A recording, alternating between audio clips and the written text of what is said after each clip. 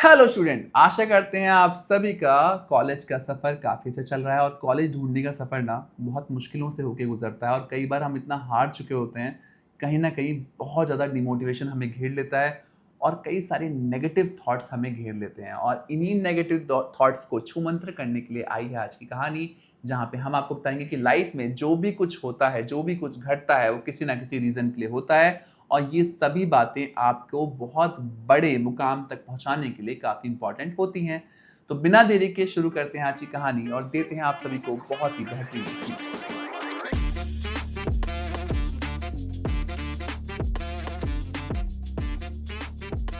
तो आज की कहानी आप सभी के लिए बहुत इंपॉर्टेंट हो सकती है। अगर आप बहुत डिमोटिवेटेड हो रखे हैं अपनी चीज़ों को लेके, कई सारे पड़ाव ऐसे आते हैं जर्नी के दौरान जहाँ पे हमें कई बार डिमोटिवेशन होता है। कई बार हमें ऐसा लगता है कि जो हम कर रहे हैं शायद से वो हमारे लिए सही ट्रैक नहीं है, क्या पता हमारे साथ अच्छा नहीं हो रहा है, आगे जाके हमारे साथ चीज़ें बेहतरीन नहीं हो पाएंगी। कई सारे नेगेटिव थॉट्स आते हैं जिनको हम दूर करना चाहते हैं, इसलिए हम ऐसी सेगमेंट, ऐसी कहानियाँ लेके आते रहते हैं ताकि आपको हम मोटिवेट कर पाएँ। और आज की कहानी अगर किसी एक बच्चे को भी मोटिवेट कर पाई ना, तो हमारी ये जो मेहनत है वो सफल हो पाएगी। तो शुरुआत करते हैं कहानी की। कहानी शुरू होती है किरदार निखिल के साथ। अगर हम बात करें इस किरदार की, तो ये किरदार बहुत ही मेहनती होता है ना? वो अपने घर में सबसे बड़ा बेटा होता है, कहीं न कहीं उसको जॉब का बहुत ज़्यादा प्रेशर होता है कि उसे जॉब लेनी बहुत ज़रूरी है। और निखिल एक बार अपने घर से बाहर निकलता है जॉब की तलाश में, और जब वो बड़े शहर पहुँचता है और अपना इंटरव्यू देता है, तो इंटरव्यू देने से पहले उससे बोला जाता है कि क्या आपके पास ईमेल आईडी है? क्योंकि हम आपको ईमेल आईडी के थ्रू ही कॉल लेटर भेजेंगे। तो निखिल जवाब देता है कि मेरे पास कोई भी ईमेल आईडी नहीं है। जैसे ही वो ये बोलता है, इंटरव्यूअर गुस्सा हो जाता है, बोलता है कि आज के ज़माने में किसके पास ईमेल आईडी नहीं होती है? तुम इतने इतने बड़े शहर में आए और तुम हमसे नौकरी माँग रहे हो और तुम्हारे पास ईमेल आईडी तक नहीं है। तो ऐसे में वो इंटरव्यूअर चिढ़ जाता है और निखिल को तुरंत निकलने के लिए बोल देता है कि आप हमारी कंपनी से बाहर निकलिए, ऐसे लोगों की हमें आवश्यकता नहीं है। निखिल जैसे ही बाहर निकलता है, देखता है उसकी जेब में ₹500 का नोट होता है। तो निखिल क्या सोचता है कि घर में बहुत दिक्कतें हैं और कहीं न कहीं उसे वापस लौट के अपने शहर नहीं जाना। तो ₹500 से वो कुछ किताबें खरीद लेता है ना? और जब वो किताबें खरीद लेता है, तो उनको वो बेचना शुरू करता है। वो अब बेचता है, गली मोहल्लों में जाता है, बात करता है लोगों से और किताबों को बेचने का प्रयास शुरू हो जाता है। जैसे ही वो कुछ सेगमेंट अपना बेच देता है, पहला लॉट, तो वो दूसरा लॉट खरीदता है, जो कि पहला लॉट था उसमें उसे ₹300 का बेनिफिट होता है और उसी लॉट से वो अपना दूसरा सेगमेंट खरीदता है। ऐसे खरीदते-खरीदते जो कि बहुत मुश्किल होता है करना, बट निखिल सफलता को हासिल कर लेता है। जब वो अपने घर पहुँचता है, तब तक उसकी एक दुकान होती है उसी शहर में, वो बुक स्टोर का मालिक बन चुका होता है।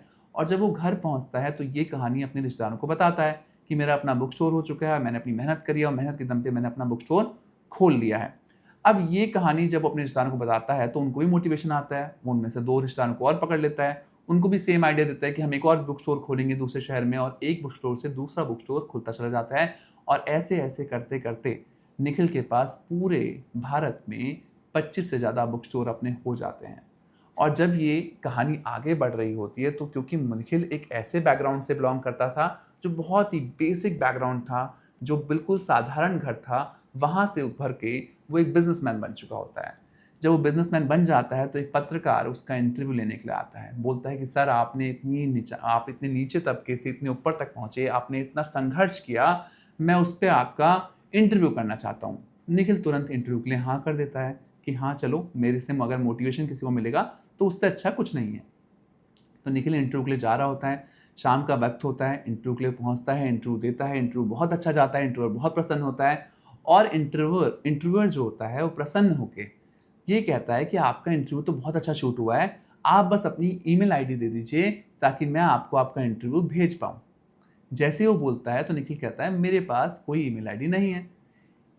पत्रकार इतना शॉक्ड होता है कि इतना बड़ा बिज़नेसमैन जो इतने सारे बुक स्टोर्स का मालिक है, उसके पास एक ईमेल आईडी क्यों नहीं है? वो कहता है कि आपके पास एक ईमेल आईडी नहीं है, आज की डेट में तो इतना बड़ी दुनिया है, इतना सब कुछ है, आपके पास तो ईमेल आईडी होनी चाहिए।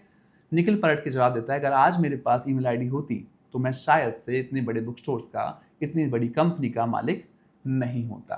तो ये कहानी हमें क्या सिखाती है कि लाइफ में जो भी हो रहा है, कुछ ना कुछ बहुत बड़ा घटने के लिए हो रहा है।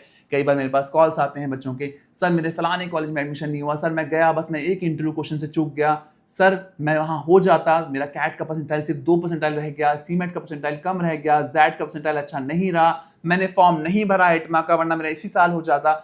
ऐसे कई सारे सवाल आपको घेरे होते हैं और मैं हर बच्चे से कहता हूँ ये वाली बात कि जो भी हुआ है ये भी आपको समझना जरूरी है, ये आपके भले के लिए हुआ है। अगर आपके नंबर कम भी हैं तो कुछ भले के लिए आपके लिए हैं, अगर ज़्यादा भी हैं तो भी आपके भले के लिए हैं।